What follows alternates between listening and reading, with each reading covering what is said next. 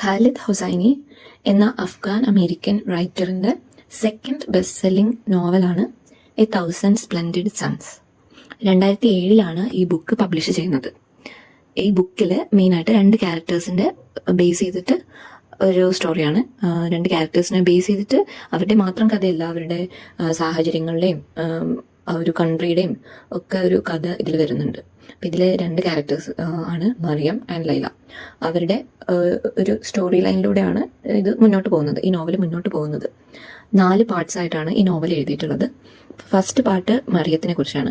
അതായത് മറിയം ജനിച്ചു വളർന്നത് മുതൽ അവളുടെ ജീവിതത്തിലെ ഒരു ഘട്ടം വരെയുള്ള കാര്യങ്ങളാണ് ഫസ്റ്റ് പാർട്ടിൽ ഉള്ളത്. ഇനി സെക്കൻഡ് പാർട്ടിൽ ലൈലനെ കുറിച്ചാണ്. ലൈല ജനിച്ചു വളർന്നതും അവളുടെ ലൈഫിലെയും ഒരു ഘട്ടം വരെയുള്ള കാര്യങ്ങൾ വരെയാണ് സെക്കൻഡ് പാർട്ടിൽ പറഞ്ഞു വെക്കുന്നത്. ഇനി ഈ മറിയവും ലൈലയും പണ്ട് തൊട്ടുള്ള ഫ്രണ്ട്സൊന്നും അല്ല, ബന്ധുക്കളും അല്ല. അവർ 2 വേറെ വേറെ സ്ഥലത്ത് ജനിച്ച ആൾക്കാരാണ്. അതുപോലെ അവർ തമ്മിൽ നല്ല ഏജ് ഗ്യാപ്പൊക്കെ ഉണ്ട്. ഒരു ആദ്യം തൊട്ടേ പരിചയമുള്ള ആൾക്കാരല്ല. ഓക്കെ, ബട്ട് തേർഡ് പാർട്ടാകുമ്പോൾ തേർഡ് പാർട്ടിൽ പറയുന്നത് വിധി ഇവരെ ഒരുമിച്ച് എത്തിക്കുകയാണ്. ഇവർ ഒരുമിച്ച് എത്തിയതിന് ശേഷമുള്ള ഇവരുടെ ഒരു കമ്പാനിയൻഷിപ്പും അതുപോലെ ഇവരൊരുമിച്ച് നേരിടുന്ന കാര്യങ്ങൾ, അതിൻ്റെ ഇടയ്ക്കുള്ള കൊച്ചു കൊച്ചു മൊമെൻറ്റ്സ് ഓഫ് ഹാപ്പിനെസ്, അത് വളരെ കുറച്ചാണ്. കൂടുതൽ ഇവർക്ക് ദുരിതങ്ങളും അങ്ങനെ ഇവർ ഒന്നിച്ച് നേരിടുന്നത്, ഇവരുടെ കമ്പാനിയൻഷിപ്പ് കൊണ്ട് അത് എങ്ങനെ ഫേസ് ചെയ്യുന്നു എന്നുള്ള കാര്യങ്ങളൊക്കെയാണ് 3ാമത്തെ പാർട്ടിൽ വരുന്നത്.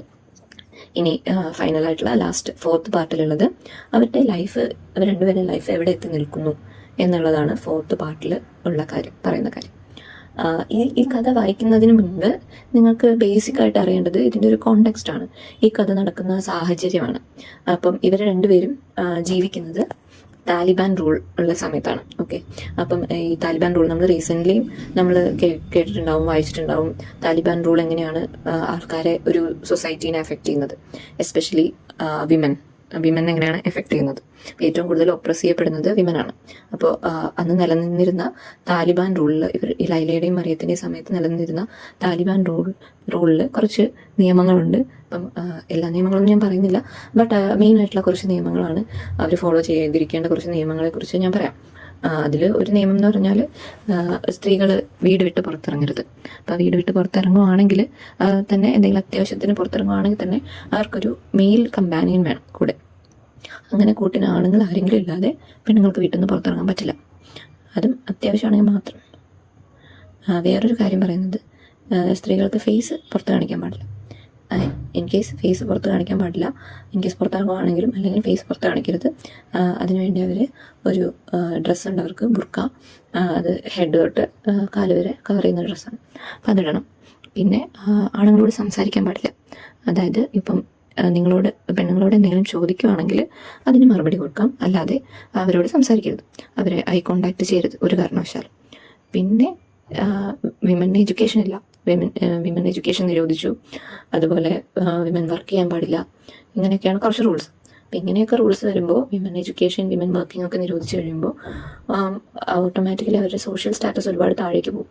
അപ്പോൾ അങ്ങനത്തെ ഒരു സിറ്റുവേഷനിൽ അവർക്ക് വിമന് വേണ്ട സൗകര്യങ്ങൾ കുറയും. കാരണം വിമൻ ഏൺ ചെയ്യുന്നില്ല, അവർക്ക് ഇമ്പോർട്ടൻസ് ഇല്ല. അപ്പോൾ ഓട്ടോമാറ്റിക്കലി അവർക്കുള്ള സൗകര്യങ്ങളും അതിനനുസരിച്ച് കുറയും. അങ്ങനത്തെ ഒരു സാഹചര്യത്തിൽ ഈ നോവലിലൊരു രംഗമുണ്ട്, നമുക്ക് വളരെ ഹൃദയഭേദകമായിട്ട് തോന്നുന്നൊരു രംഗം. അതിൽ ആ രംഗത്തിൽ നമ്മുടെ ഒരു ക്യാരക്ടർ പ്രസവവേദനയായിട്ട് ഒരു ഹോസ്പിറ്റൽ അന്വേഷിക്കണം. അപ്പോൾ ആ സമയമായപ്പോഴേക്കും വിമനെ അറ്റൻഡ് ചെയ്യുന്ന ഹോസ്പിറ്റൽസ് ഇല്ലാതായി. അതായത് വളരെ കുറച്ചേ ഉള്ളൂ, ബാക്കിയെല്ലാം മെന്നിനെ അറ്റൻഡ് ചെയ്യുന്ന ഹോസ്പിറ്റൽസാണ്. അപ്പോൾ ഈ വിമനെ അറ്റൻഡ് ചെയ്യുന്ന ഹോസ്പിറ്റൽ ഇവർ കണ്ടുപിടിച്ചെത്തിക്കഴിഞ്ഞപ്പോൾ ബട്ട് അവിടെ അനസ്തേഷ്യ ഇല്ല, ഇവർക്ക് സിസേറിയൻ വേണം. അപ്പോൾ അനസ്തേഷ്യ ഇല്ലാതെ സിസേറിയൻ ചെയ്യുന്നൊരു രംഗം ഇതിലുണ്ട്. അപ്പം ഇതൊക്കെയാണ് അവിടുത്തെ ഒരു കോണ്ടെക്സ്റ്റ്. പിന്നെ നമുക്ക് ഈ നോവൽ അവസാനിക്കുമ്പോൾ, വായിച്ച് തീരുമ്പോൾ നമുക്ക് ഉണ്ടാകുന്നൊരു ഫീലിംഗ് ഉണ്ട്. അതായത് ജീവിതത്തിൽ ഒത്തിരി കഷ്ടപ്പാടുണ്ടെങ്കിലും കുറേ ഹാർഡ്ഷിപ്സ് ഉണ്ടെങ്കിലും അവസാനം ഒരു നല്ല സമയം വരും എന്നുള്ളൊരു ഹോപ്പ് നമുക്ക് തരുന്ന രീതിയിലാണ് ഈ നോവൽ വായിച്ചു കഴിയുമ്പോഴുള്ള നമ്മുടെ ഒരു ഫീലിംഗ് ഉണ്ടാവുക. അപ്പോൾ ഇത് കേട്ടിട്ട് നിങ്ങൾക്ക് ഈ നോവൽ വായിക്കാൻ തോന്നുന്നുണ്ടെങ്കിൽ തീർച്ചയായും നോവൽ വാങ്ങി വായിക്കാം. പിന്നെ ഞാൻ എന്തായാലും ഇതിന് ശേഷം ഈ നോവലിൻ്റെ വീഡിയോസ് ഇടുന്നുണ്ട്, ഓഡിയോസ് ഇടുന്നുണ്ട്. അപ്പം ഞാൻ വായിച്ചത് ഇംഗ്ലീഷിലാണ്, ബട്ട് മലയാളത്തിൽ ഞാൻ റേറ്റ് ചെയ്യുന്ന രീതിയിലുള്ള ഓഡിയോസാണ് ഞാൻ ഇടാൻ പോകുന്നത്.